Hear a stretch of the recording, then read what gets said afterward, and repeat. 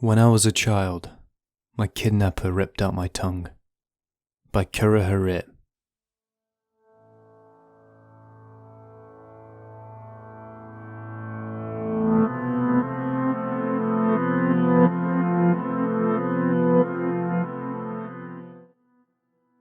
Have you ever jumped out of a plane with no prior experience, no parachute for a safe landing? All you can do is close your eyes and pray that you don't feel the impact. The brave ones keep their eyes open. They watch as the ground slowly gets closer.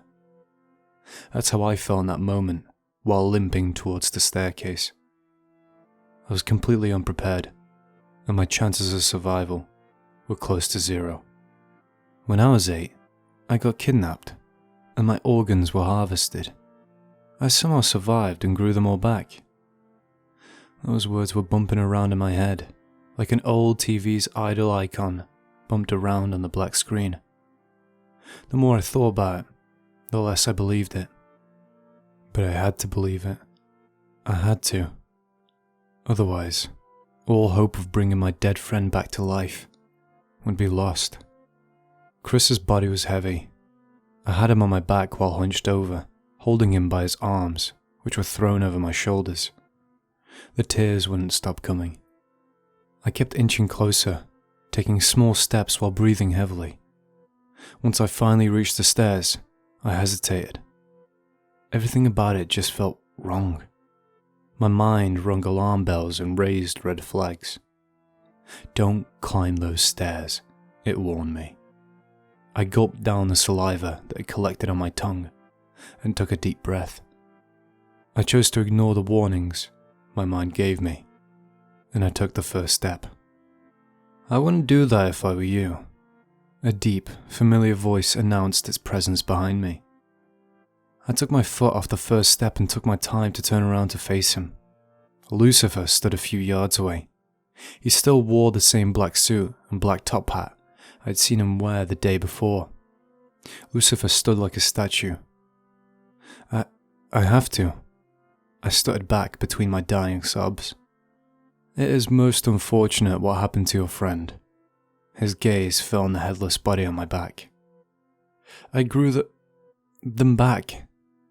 Maybe he can too." Lucifer shook his head. "You're not in your right mind." And after a pause, he added, "I can help you." "You can bring Chris back?" I felt a tiny sliver of hope. I would have done anything then to bring him back, even sell my soul to the devil. He bit his lower lip and took a step forward. "I'm not sure if your friend can be saved. He has him now." "My friend is on my fucking back," I snarled back. Lucifer shook his head again. "That is not your friend. What kind of nonsense is he saying?" I let go of Chris's arms and let his body fall onto the stairs behind me. I turned around and began examining his body. He wore the same clothes. He had the same body build. Even his birthmark on the neck was in full view. I turned to face Lucifer again. He observed everything I did with cool, unbothered eyes. Looking at his red eyes, I noticed how much they reminded me of Iris's. "Are you Iris?" Lucifer's eye twitched at that question. He put his cane down on the ground and took another slow step forward. You have his eyes." Lucifer's stoic face showed the slightest hint of emotion, in the form of a momentary downward curve of his lips. He opened his mouth and moved his tongue around, as if he was speaking to me. I couldn't hear a word he said. He broke our eye contact and then took another step forward and spoke again. I still couldn't hear anything. "I can't hear you," I said, but those words weren't audible to me either. I could feel my mouth and tongue move as it always did, but I couldn't hear anything. I wiped away the tears that blurred my eyes and sniffled. I glanced back to look at Chris's body, feeling another giant pang of guilt, like a sharp knife piercing my heart. The pain I felt in my heart transferred to my head in the form of migraines. My vision darkened and I blinked, holding my head. Have you ever stood up too quickly and felt lightheaded. Your vision darkened and unfocused. That's how I felt then, multiplied by 100. I stumbled around trying not to fall, or desperately trying to blink the overcoming darkness away. Unfortunately, the lightheadedness defeated me, and I felt as I hit the ground below.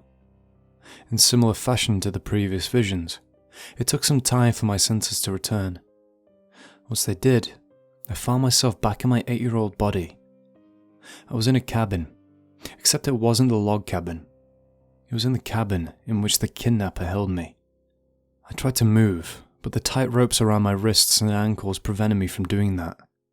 I tried to scream, and unlike the last time I was here, it worked. "Help!" I yelled at the top of my 8-year-old lungs.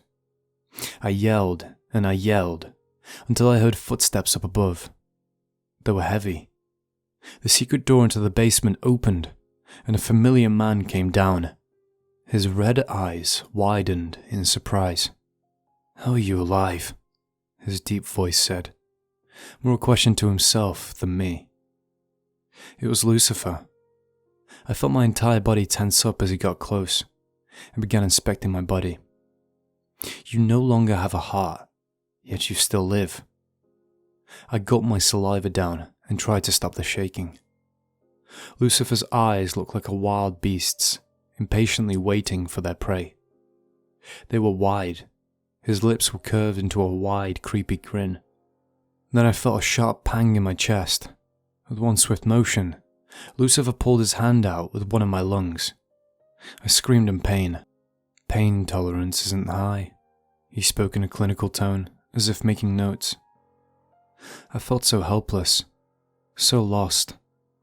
I just wanted the pain to end. I wished to die. He shoved his hand into my chest again, and I screamed. He clicked his tongue. "That is getting very annoying," he said in a displeased tone, and then pulled his hand out. He looked me in the eyes. It was as if he was looking at a fly, something he could squash at a moment's notice. Lucifer licked his lips and spoke again. This might hurt. He forced my mouth wide open and took hold of my tongue. Then he pulled. I wanted to scream. I wanted to shout, but I couldn't. My tongue was gone. He ripped it off like it was an old band-aid. I passed out from the pain. Everything went dark again. I thought the vision was over, and that I'd return. I feared that. Now that I knew Lucifer was behind my disappearance, I didn't know what he would do to me.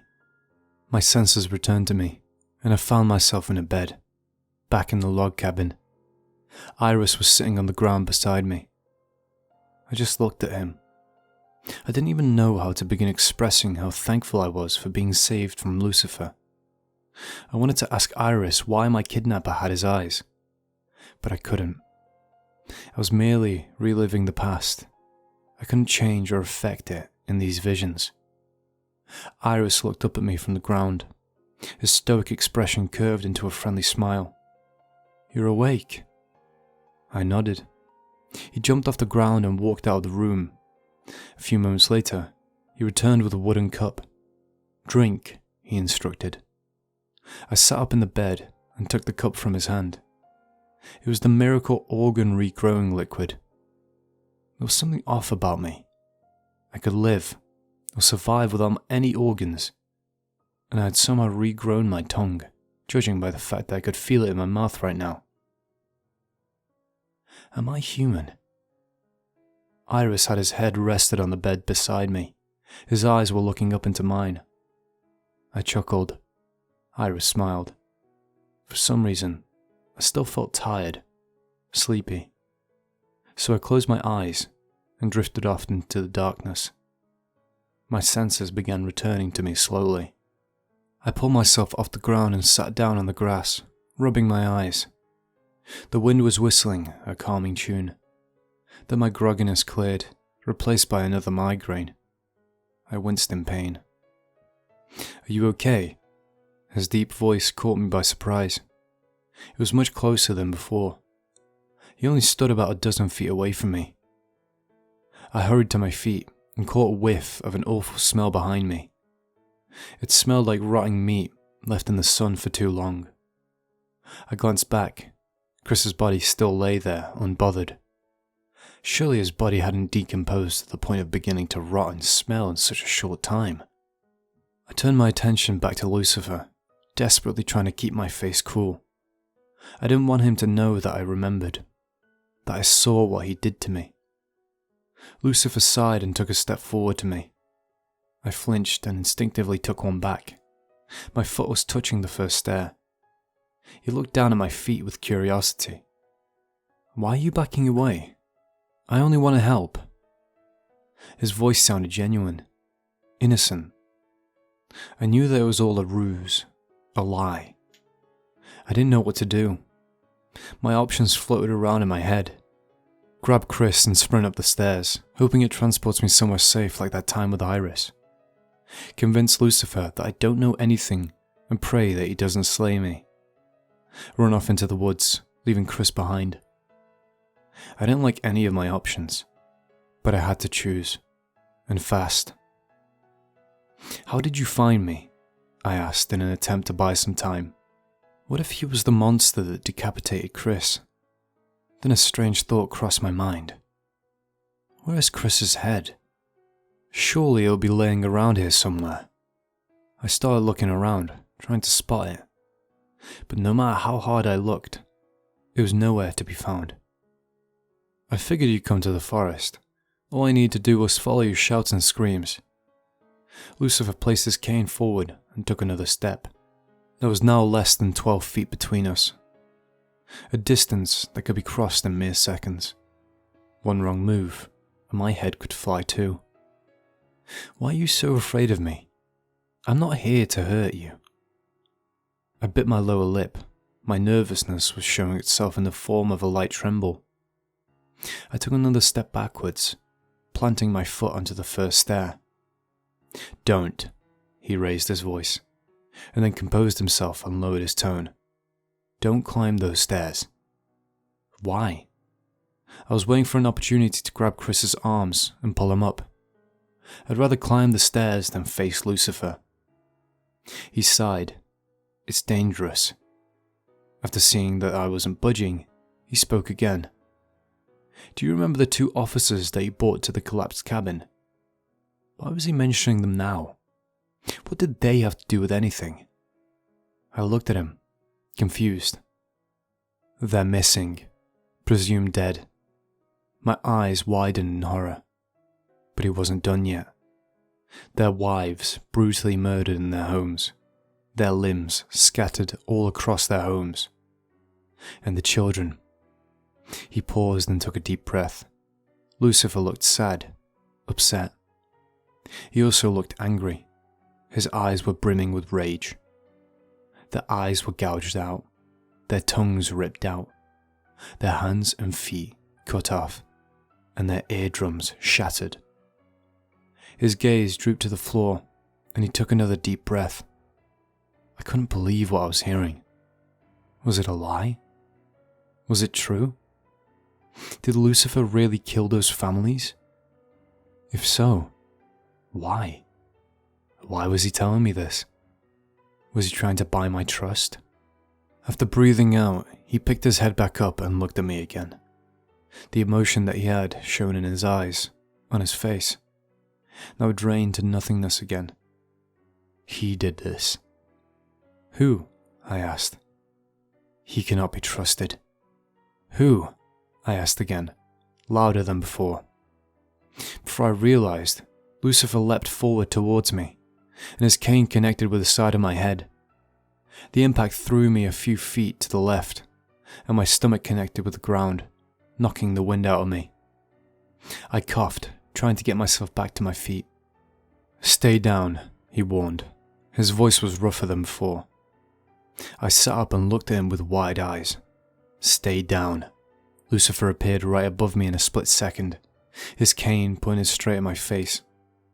He looked me in the eyes, his own showing a glint of remorse. I had missed my chance to escape up the stairs. He turned around and began walking towards the stairs. "This isn't your friend," he said. What are you doing?